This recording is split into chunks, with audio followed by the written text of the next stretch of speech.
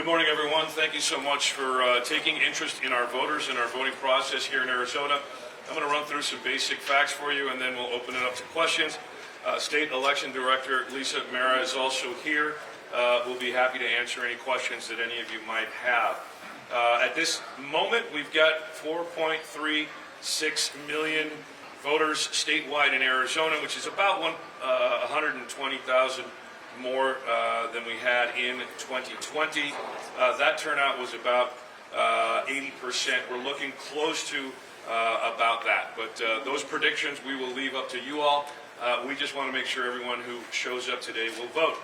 To that end, we have 657 polling locations all over our 15 counties, a variety of models, vote centers in many counties, precinct-based polling in just a couple of our counties.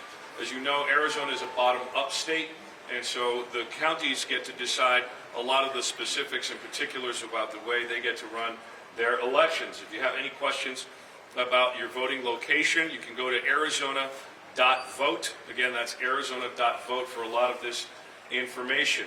As of about 6:20 this morning, all of our polling locations were open. We did have one issue of someone who forgot to bring a key to one of our locations in Maricopa County, which is very typical.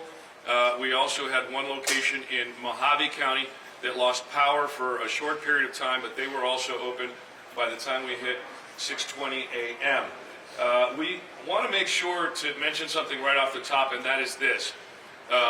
Observers inside of our vote centers and polling locations are authorized only if they are credentialed by, one, the political parties, or number two, the Department of Justice.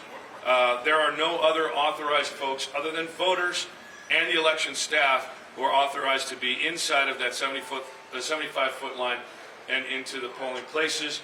And we also want to mention very briefly, we've had, as of about half an hour ago, we've had 8 calls to our office. 4 of them were for folks who were electioneering within the 75-foot line. These are complaints. The other 4 were a variety of different sorts of questions. And so I can report that as far as I know right now, everything in the state of Arizona is running about as smoothly as it could be. Ongoing tabulation of ballots will continue, and it will not stop today. As many of you know, Arizona allows, unlike some states, Arizona allows for tabulation well before Election Day.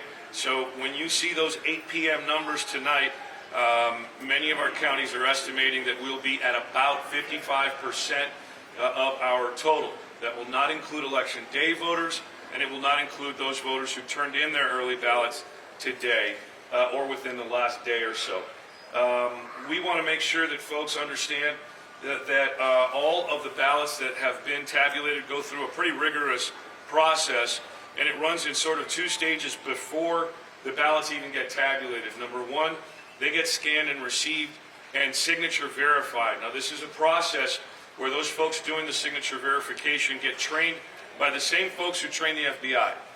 It's a 27-point analysis of every single signature, and there's 3 layers of folks who actually look at each of these signatures. So that takes a while.